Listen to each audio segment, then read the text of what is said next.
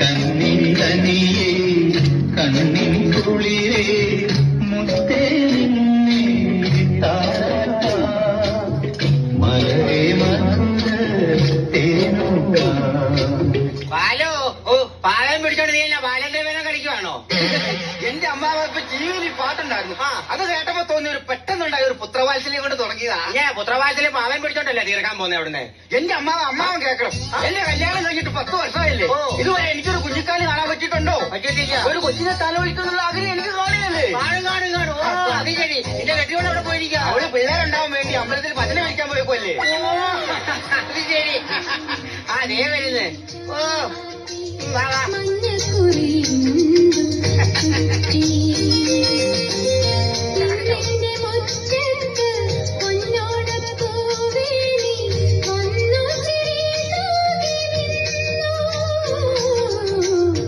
എവിടെ പോയതായിരുന്നു? ഇത് ശിവന്റെ അമ്പലത്തിൽ പോയിരിക്കുന്നു അമ്മാവാ. ഏതമ്പലത്തിലായിരുന്നു പോയത്? നാളെ വിഷ്ണുന്റെ അടുത്ത്, വിഷ്ണുവിന്റെ അമ്പലത്തില്. മറ്റന്നാള് രാമന്റെ അടുത്ത്, രാമന്റെ അടുത്തിരിക്കും. അതിന്റെ പിറ്റേന്നാള് മുരുകന്റെ അടുത്ത്. മുരുകന്റെ അടുത്തിരിക്കും. വാലു എന്നാവാ നിന്റെ പെണ്ണുമ്പുള്ളിയോട് പറയണം, ആഴ്ചയിൽ 7 ദിവസം എല്ലാ അമ്പലത്തിലും പോയിരിക്കുമ്പോഴേ ഏതെങ്കിലും ഒരു ദിവസം നിന്റെ അടുക്ക വന്നിരിക്കാൻ പറയണം. അപ്പൊ നിനക്ക് കുട്ടികളുണ്ടാകുന്ന കാര്യത്തിൽ ഒരു തീരുമാനമാകും. ആ ഗുമ്മാവ. എടാ ദൈവാധീനം മാത്രം പോരാ, ഇടയ്ക്കൊക്കെ ചിലപ്പോ മനുഷ്യാധീനം കൂടെ വേണം. ചായ എടുത്തു വരാൻ നോക്കി. ശരി കേട്ടോ. ഇങ്ങനെയൊക്കെ പോയാ മതിയോ? അതാ ഞാനും ചോദിക്കണേ. കുറെ നാളായാലും ഇങ്ങോട്ട് പോന്നിട്ട് വീട്ടിലോട്ടൊന്നും പോകണ്ടേ? അപ്പൊ അതല്ല ഞാൻ ചോദിച്ചത്. പിന്നെ മൂക്കൊരു കുഞ്ഞിക്കാലൊക്കെ കാണണ്ടേന്നല്ലേ ഞാൻ ചോദിച്ചത്. അതിന് വേണ്ടിട്ടല്ലേ ഈ അമ്പലത്തിൽ കയറി ഇറങ്ങി നടക്കണത്. ശരി, ഈ അമ്പലങ്ങളൊക്കെ കയറി ഇറങ്ങിയോണ്ട് മാത്രമൊന്നും കാര്യങ്ങൾ നടക്കത്തില്ല. നമുക്ക് നമ്മളെ നല്ല നല്ല ഡോക്ടർമാരെ കൊണ്ട് ചെക്കപ്പ് ചെയ്താലേ കാര്യം നടക്കത്തുള്ളൂ. എന്റെ അമ്മാവ് എന്തോരം ഡോക്ടറെ കാണിച്ചതാ. എല്ലാ ഡോക്ടറും പറഞ്ഞു എനിക്ക് ഒരിക്കലും കുട്ടികളുണ്ടാവില്ലെന്ന്. ഇപ്പൊ ദൈവത്തിനെ ആശ്രയിച്ച് കഴിയാ ഞാൻ. എന്നാ ഞാൻ എത്ര പ്രാവശ്യം പറഞ്ഞിട്ടുണ്ട് അങ്ങനെയാണെങ്കിൽ ഒരു കുഞ്ഞിനെ ദത്തെടുക്കാൻ വേണ്ടി? എനിക്കൊരു 100 വട്ടം സമ്മതം. പക്ഷെ മാലായിട്ട് സമ്മതിക്കണ്ടേ? ബാലന്റെ കാര്യം കൊണ്ട് ഞാൻ ജയിച്ചു. തോറ്റ്. എടി അങ്ങനെയാണെന്നുണ്ടെങ്കിൽ ബാലനെ കൊണ്ട് നമുക്ക് വേറൊരു പെൺകൊച്ചിനെ കല്യാണം കഴിപ്പിക്കാം. ഞാൻ ജീവിച്ചിരിക്കുമ്പോഴോ? പിന്നെ നീ ജാഗ്രത പോയി അവര് നോക്കിയിരിക്കാൻ പറ്റുമോ? എന്റെ ബാലേട്ടിനെ വേറെ കെട്ടിക്കഴിഞ്ഞാൽ സമ്മതിക്കില്ല. എടി നിനക്കൊരു കുഞ്ഞിക്കാരി വേണ്ടേ? അതിനെ കണ്ണെഴുതിപ്പിക്കണ്ടേ? അതിനെ പൊട്ട് ഒഴിപ്പിക്കണ്ടേ? അതിനെ അങ്ങന്മാടി കൊണ്ട് വിടട്ടെ? മടിയിരുത്തി മൂത്രം ഒഴിപ്പിക്കണ്ടേ? അങ്ങനെയാണെന്നുണ്ടെങ്കിൽ നീ അവനെ കൊണ്ടൊരു കല്യാണം കഴിപ്പിക്കണം. ഞാൻ സമ്മതിച്ച ബാലേട്ട് സമ്മതിക്കില്ല. അല്ലെങ്കിൽ തന്നെ ഏതൊരു പെണ്ണ് ഇതിന് തയ്യാറാവോ? എടി അതിന് തയ്യാറുള്ള പെണ്ണുങ്ങളുടെ പരസ്യമല്ലേ ഇല്ലാതെ കിടക്കുന്നത്. നമുക്ക് ഇത് നോക്കി നമുക്കൊരു കാര്യം കൂടി ആലോചിച്ചാൽ പോരെ. കിടക്കുന്നു. തന്റേതല്ലാത്ത കാരണത്താൽ വിവാഹബന്ധം വേർപ്പെടുത്തിയ സ്ത്രീ വരനെ തിരക്കുന്നു. അമ്മാവാ ഞാൻ ഇതെന്നും വായിക്കും. ഇതെന്താ ഈ തന്റേതല്ലാത്ത കാരണം? തന്റേതല്ലാത്ത കാരണം എന്ന് പറഞ്ഞാൽ മനസ്സാവാച കർമ്മണ അറിയാതെ പ്രസവിക്കുകയോ ഗർഭിണിയാവുകയോ ചെയ്യുന്ന പെണ്ണുങ്ങളാണ് ഈ തന്റേതല്ലാത്ത കാരണത്താൽ എന്നുള്ള പരസ്യം കൊടുക്കുന്നത്. ഇങ്ങനെയുള്ള പെണ്ണാണ് എന്റെ ബാലേട്ടിനെ ആലോചിക്കുന്നത്. സൗന്ദര്യത്തിൽ കുറഞ്ഞാലും സാരമില്ല, നല്ല അടക്കം ഒതുക്കമുള്ള സുന്ദരിയായ തറവാട്ടി പറഞ്ഞൊരു കൊച്ചു തന്നെ ആയിരിക്കണം എന്റെ ബാലേട്ടൻ. അങ്ങനെയാണെന്നുണ്ടെങ്കിൽ നമുക്ക് ചങ്ങനാശ്ശേരിയുള്ള സുമതിക്കുഞ്ഞമ്മയുടെ മോളെ ആലോചിച്ചാലോ? സുമതിക്കുഞ്ഞമ്മയുടെ മോള്? എടി ബിന്ദു. അയ്യോ അവളുടെ പേര് ബിന്ദുവാണോ? അവളുടെ പേര് ബിന്ദു. എന്റെ പേരും ബിന്ദു.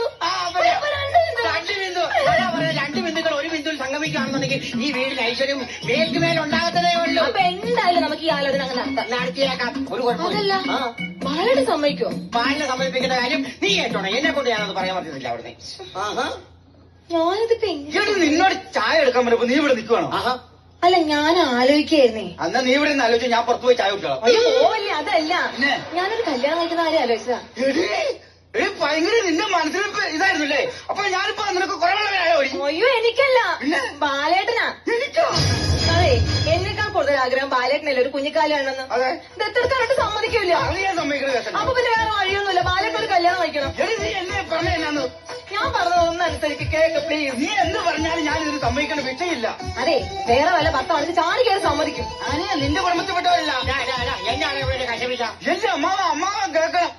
ഇവള് പറയാ എനിക്ക് വേറെ കല്യാണം വേണമെന്ന്. അത് നല്ല കാര്യമല്ലേ? നീ കല്യാണം കഴിക്കുന്നുണ്ട്, എന്താ കുഴപ്പം?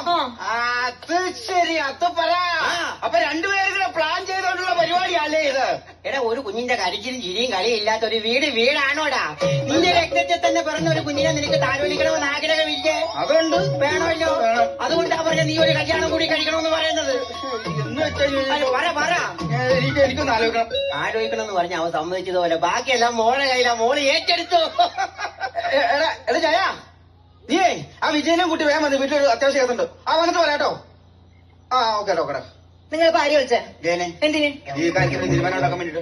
എന്റെ ബാലേട്ടൻ അവരാണ് ഈ കാര്യത്തിൽ തീരുമാനം എടുക്കേണ്ടത്. നമ്മളിവിടെ മറ്റേ പറഞ്ഞിട്ടുണ്ട്. എടി എന്ന് വെച്ച് കഴിഞ്ഞാൽ നിന്നെ എന്റെ കല്യാണത്തിൽ ആലോചിച്ച പോലെ ബാക്കി എല്ലാ കാര്യങ്ങളും ചെയ്തു തന്നെ അവനാ. അപ്പൊ അവരോട് ചോദിക്കാതെ എനിക്കൊരു കാര്യം ചെയ്യാൻ പറ്റുമെന്ന് പറഞ്ഞു. ആരോട് ചോദിച്ചിട്ട് കാര്യമില്ല. ഇതിന് ഞാൻ പിന്മാറുന്ന പ്രശ്നമില്ല. ബാലേട്ടനെ കൊണ്ട് ഞാൻ നേരെ കെട്ടിക്കും. എന്നതാ പെട്ടെന്ന് വരാൻ പറഞ്ഞേ? എടാ നീ വന്ന് എടാ ഞാൻ വേറൊരു കല്യാണം കഴിച്ചാലെന്ന് ആലോചിക്കാം. എന്താ നിന്റെ അഭിപ്രായം?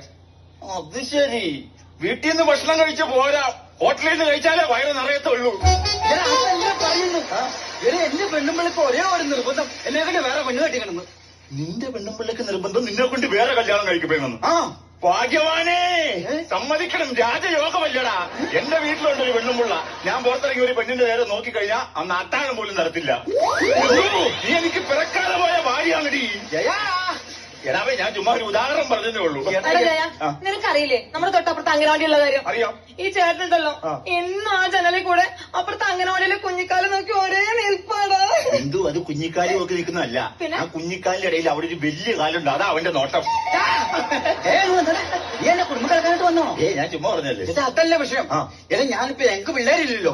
ഞാൻ വേറെ കല്യാണം കഴിച്ചാൽ എനിക്കൊരു കുഞ്ഞുണ്ടായില്ലെങ്കിൽ എന്നെ വംശം നിന്ന് പോകുന്ന അവര് പറയണേ. വംശനാശ ഭീഷണി സംഭവിക്കാൻ നീ എന്താടാ സിംഹവാലം കുരങ്ങോ? ഈ രോഗം മനുഷ്യനെ കുരങ്ങളിപ്പിക്കില്ല. നീ ഒന്ന് ആലോചിച്ച് നോക്കി. ഇപ്പൊ ഉള്ളവളെ തന്നെ എനിക്ക് പോറ്റാൻ പറ്റൂല. പിന്നെ എങ്ങനെയല്ലേ പുതിയൊരു പെണ്ണുകൂടെ വന്നു കഴിഞ്ഞാ? എടാ അതെ, അതോർത്ത് നീ ടെൻഷൻ അടിക്കേണ്ട ആവശ്യമില്ല. ഈ വാഴ നനയുന്ന കൂട്ടി ചീരാൻ കൂടി നനഞ്ഞോളൂ. എടാ ഇപ്പോഴത്തെ സാഹചര്യം വെച്ച് പറയുവാണെങ്കിൽ നീ കല്യാണം കഴിക്കുവാണ് നല്ലത്. എന്ന് വെച്ച് കല്യാണം കഴിക്കടാ, ഒരു കുഞ്ഞ് നിനക്കും വേണ്ടേ? നീ അങ്ങ് സമ്മതിക്ക്. നിങ്ങളുടെ എല്ലാവരെയും അഭിപ്രായം അതാണെങ്കിൽ ഞാൻ സമ്മതിക്കാം. സമ്മതിച്ചല്ലോ. അമ്മാവാ എന്നാടാ ബാലൻ കല്യാണത്തിന് സമ്മതിച്ചിട്ടുണ്ട്. സമ്മതിച്ചിട്ടുണ്ട്. അങ്ങനെ തന്നെ വേണം. നല്ല ബുദ്ധികൾ പെട്ടെന്ന് വരത്തില്ല, താമസിക്കാനായിട്ടുള്ളൂ. എന്റെ പ്രാർത്ഥന ദൈവം കേട്ടു.